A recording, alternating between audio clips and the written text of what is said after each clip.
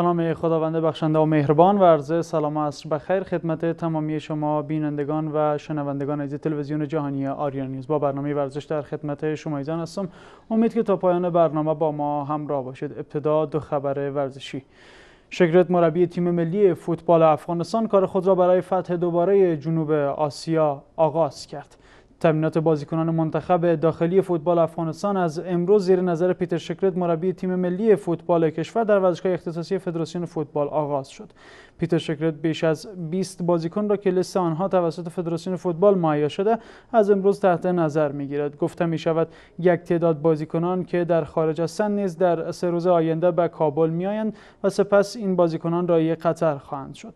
با توجه به محدود بودن تعداد بازیکنان که هر تیم در این دوره قهرمانی جنوب آسیا می‌توانند داشته باشند، امکان حضور بازیکنان محدودی از داخل کشور در ترکیب تیم ملی فوتبال افغانستان می‌رود. گفته می‌شود 24 بازیکن در اردوگاه تمرینی قطر اشتراک می‌کنند که تنها 20 بازیکن در ترکیب نهایی تیم ملی در مسابقات قهرمانی جنوب آسیا قرار می‌گیرند. و اینکه مسابقات بوکس انتخابی ولایت کابل آغاز شد. رقابت‌های بوکس قهرمانی کابل با حضور 60 ورزشکار از 5 زون این شهر در ژیمنازیوم ریاست تربیت بدنی و ورزش افغانستان آغاز شده است. این بوکسران برای حضور در تیم منتخب شهر کابل با هم به رقابت می‌پردازند. قرار است چهره‌های برتر در رقابت‌های قهرمانی بوکس کشور به نمایندگی کابل اشتراک کنند. گزارش آماده است که با هم دیگه می‌بینیم. بوکسر برای حضور در تیم منتخب شهر کابل و همچنان حضور در رقابت‌های انتخابی تیم ملی بوکس افغانستان با هم به رقابت می‌پردازند. مسابقاتی که ما دایر کردیم از زونای کابل است به خاطر انتخاب تیم منتخب شهر کابل است که آمادگی می‌گیرند بر مخاطر مسابقات تیم ملی که از ولایت افغانستان جمع‌آوری میشن و با دو تیمی که از کابل است این مسابقه میکنن و تیم ملی ایجاد میشه.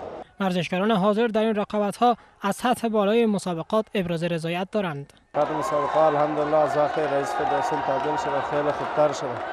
واقعا که همگی شاهد است، ورزشکارا کلشان شاهد است، میبینن که خیلی بسیار با سطح بالا برگزار شده و اصلا افخوری و چیزا که وجود نداره.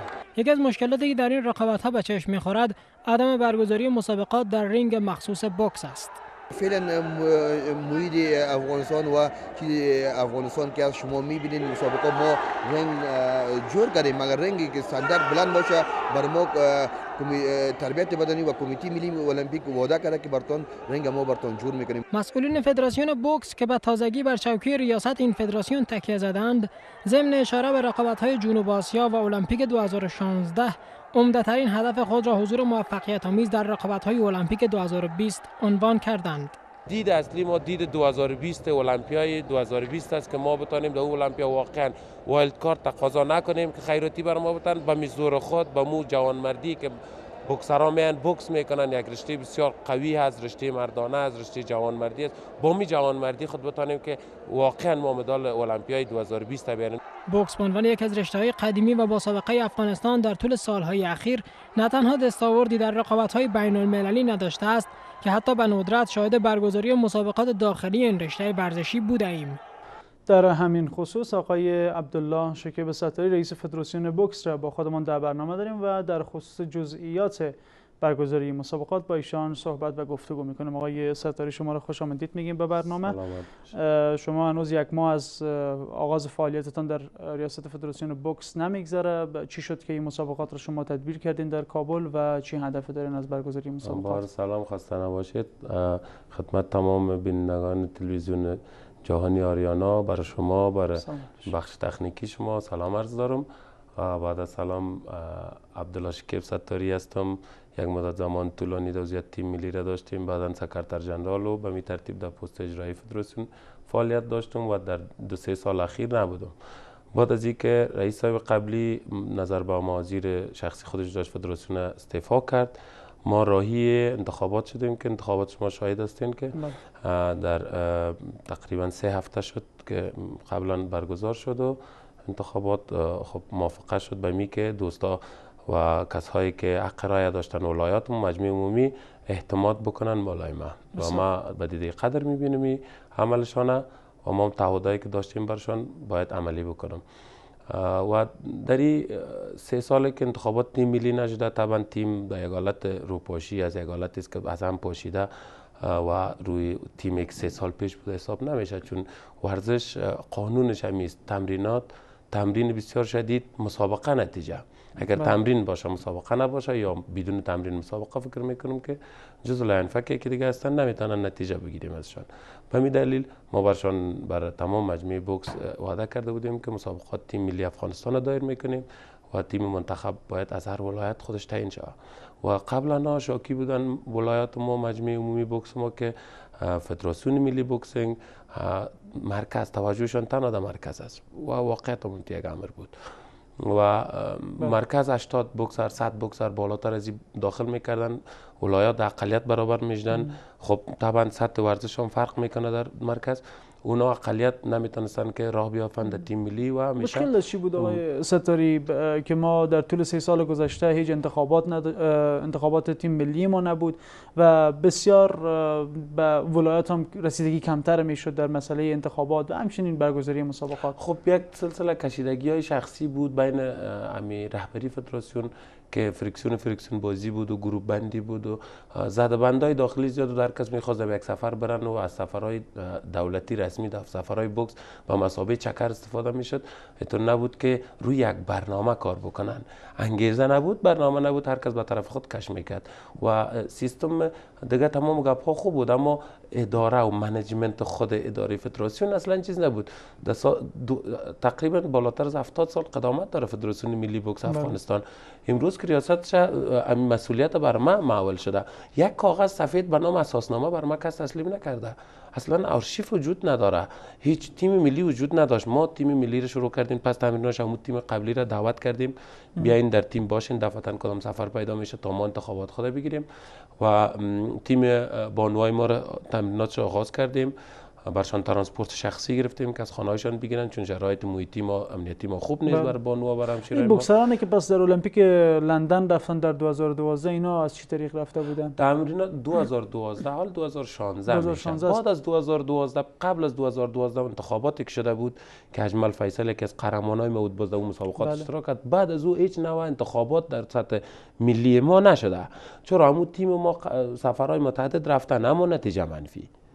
وقتی که مسابقات نباشه، چهره های نو نباید، تمرین نباشه، زحمت کشی نباشه، فکر کنم که نتیجه در میادین بین المللی بسیار مشکل است. ما در این 21 روز سمینارهای خود دایر کردیم و در 5 زون خود مسابقات گرفتیم. این 60 بوکسر تو نیست، کابل بوکسر کم داره، کلاب تو ماش بالاتر از 20-40 کلاب داریم، باشگاه شخصی داریم، اما 5 زون ما بین خود اول اونا شکل مسابقات اسپارینگ گرفتن با حضور ما، اونا اسپارینگ گرفتن، نخبه های خود از زونای خود معرفی کردن که 60 بوکسر شد.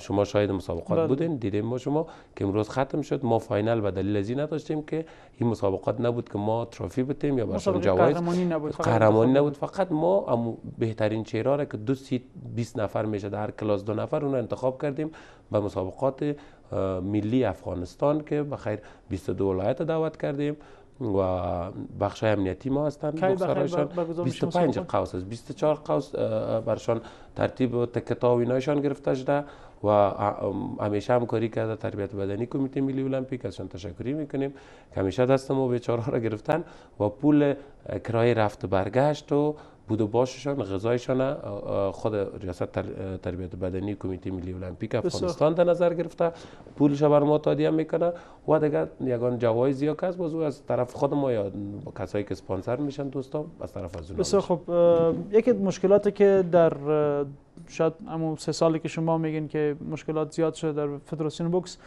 دیده شده که ما یکی از ابتدایی ترین امکانات بوکس ما نداریم و او رنگ است که یکی از نیازهای رشته بوکس است که این مسابقاتش در همون مکان مخصوص که به نام رنگ است برگزار شد. ما در طول 2 سال 3 سال متوالی شاید نبودیم که مسابقات بوکس روی رنگ برگزار شد. چه اتفاق افتاده در فدراسیون بوکس که ما رنگ نداریم در طول چند سال؟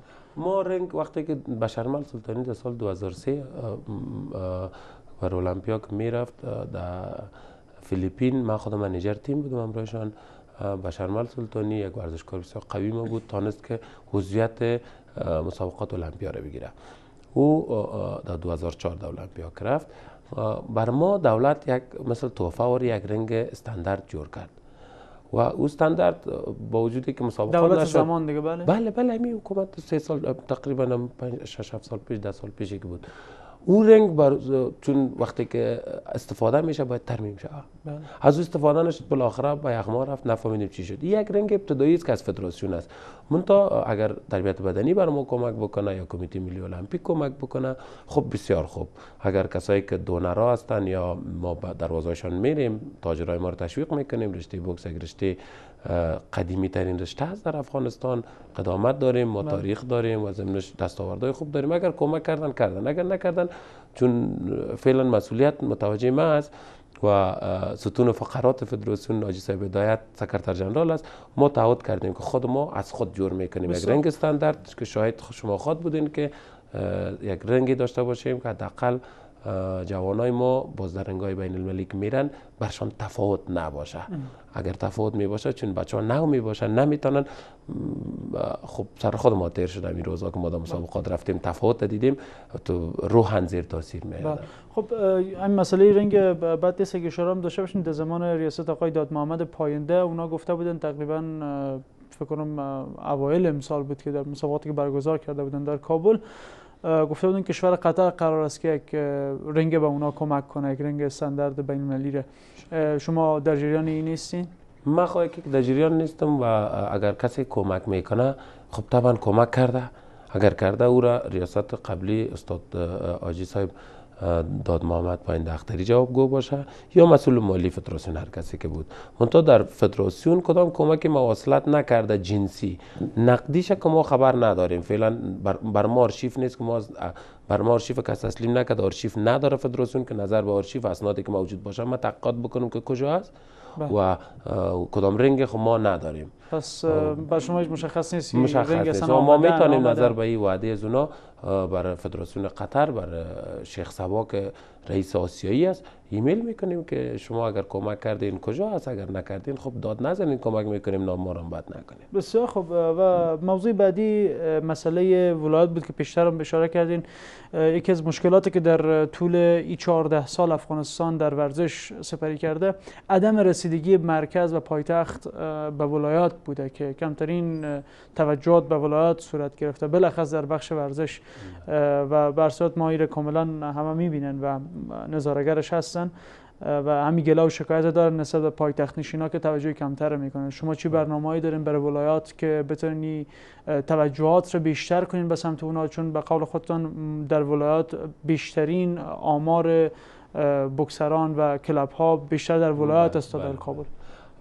ولایات خب گناهشان نیست. رسیدگی ما در قسمت تمام ورزش ها نظر ندارم و دلیل که مسئولیت هم ندارم و بر خود حق نمیتونم گپ بزنم و در رشته بوکس واقعا رسیدگی برشان نشده و اونا که اشتراک هم میکردن بوکسرهای کابل قدر بود که اونا تا نتیجه نمیدادن و اونا برادرای ما هستن، وجود ما هستن و ورزشکارهای تنومند قوی، فیزیک قوی با فکر باز آرام ما در ولایات داریم.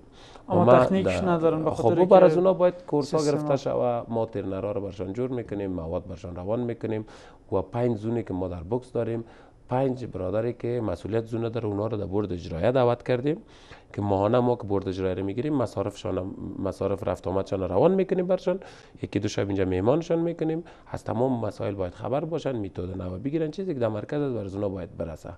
و آغاز کاری که من داشتم در هفته اول از زون مشرقی دیدن کردم، رفتیم ما عملا با رهبری فدراسیون یک تعداد بوکسرایی که خودشان از طرف جلال آباد رفته بودن، طرف ننگرهار رفته بودن، پشاور چند 8 برادر ما قهرمانی آورد، اونا رو ما تشویق کردیم، رفتیم و برشان اعلان کردیم که فدراسیون کابل نیست، این مطمئن باشین که فدراسیون افغانستان است و شما سهم بسیار فعال دارین.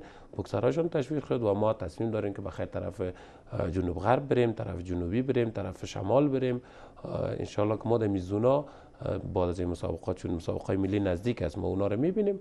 باز این مجمع عمومی ما جنتری خود جور میکنیم و بر از اونام بر مسابقات زونشان برشان یک اسکیجول جور میکنیم که در مسابقاتشان ما رسیدگی کرده بتانیم برد داورای ما داوری بکنن که اونام از سطح فکری یا علمی داورایشان هم بالا بره. ازشان دعوت هم شده در این مسابقات که داورایتان معرفی بکنین که ما بتانیم ولایت خود رشد بدیم و تقویت شود فدراسیون ملی بوکس. خب و موضوع بعدی که رویش میایم مسئله حضور یک مربی دارای استانداردهای بین‌المللی است و مربی که تجربه حضورهای مکرر خارجی را داشته باشه. ما بعد از پیش از دوران طالبان همچین مربیان داشتیم، از کشورهای آمریکا بودن، کشورهای قدر اروپایی بودن که مربیان تیم‌های ملی بوکس ما بودن، نظر به گذشته از روسیه بودن، روسیه و اوکراین، همچنین آمریکا. بر صورت اونها دارای علم روز ورزش جهان هستند به خاطر که بر صورت در آرامش بودن و تونستن رسیدگی کنن.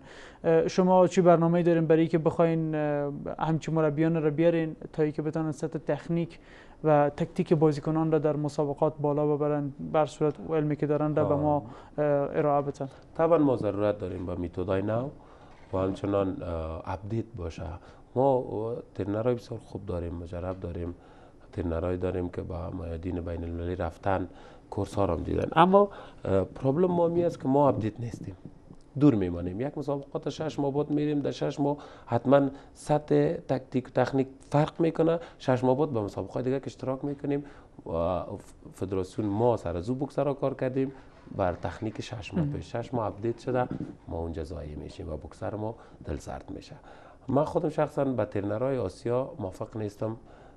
خب در صورت ضرورت آدم میتونه ازشان استفاده کنه، اما ما به دلیل ازی من موافق نیستم که اکثرا خب امیت یک تعامل است که نمیخوایم. مثلا اگر ما از قزاقستان یک ترنر بیاریم، نمیخوایم تیم افغانستان در مقابل قزاق بجنگه.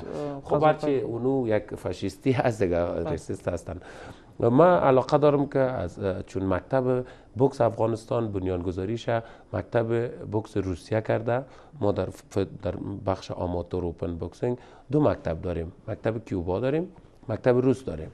مکتب کیوبا میبینین که آمریکا، اروپا و اینا یک سبکی که مایک تایسون داشت او را دارن و سبک بوکس ما روسی است، مثل کلچکو و ولایوف اینا. ما اگه بتانیم از روسیه یا از اوکراین، از بلاروس، از این ممالک اروپای شرقی ترینر بیاریم و تفاهم هستیم با سفارت روسیه. دیروز چیایشان آمده بود، خبرنگارایشان که از المپیکشان دعوت شده بود آمده بودن. ما امروز هم باشان ملاقات دارم پایین بجا. پس این یک مربی روسی رو مربی روسی را خب در کوشش هستیم که بیاریم، حالا وعده بکنیم سباز خان ما ملت ما بگیره خب نمیشه و ما در کوشش هستیم. اما مربی را 100% ما اردگر هستیم. اگر کمیته ملی المپیک تربیت بدنی دولت افغانستان پولش بده خب بهتر، اگر نه ما همین مجموعه که داریم با تفاهمی که داریم یک بورد اقتصادی جور کردیم و ما از پول شخصی خود ترینر میاریم به خاطر بهبود افغانستان. ترینر نبیه سطح بوکس در جایی که هست، ترینرهای ما زحمت کشیده تا می عد رساندشان، از این بالا باید ترینر دیگر نو بیاید و ترینرهای ما برن ترنینگ ببینند در کورس‌های کوتاه مدت، طویل مدت جهانی تا سطح بوکس فرق بکنه. با غیر از دینمی حالت ماندیم دیگه بالا نمیریم. بسیار خوب، تشکر آقای عبدالله شکیب ستاری، رئیس فدراسیون بوکس افغانستان. سلامت باشید. تشکر. سپاس فرمان از یاری شما ایزان تا این دم با برنامه ورزش. تا دیدار دوباره شما را به خداوند بزرگ و منان میسپارم. خدا نگهدار.